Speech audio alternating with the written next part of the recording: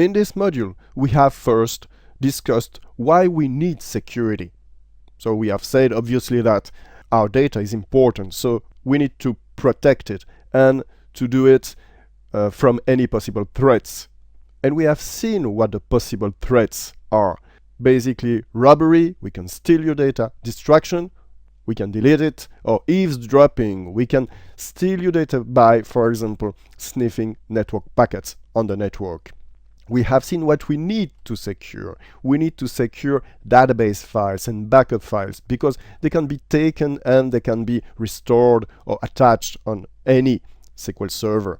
We have seen that the network connection needs also to be secured because someone can sniff packets on the network.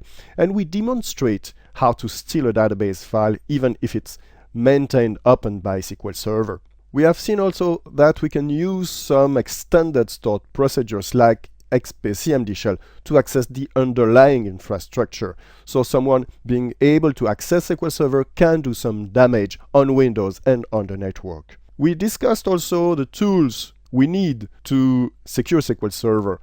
Tools at the Windows level, but also inside SQL Server, and inside SQL Server everything is more and more integrated into Management Studio.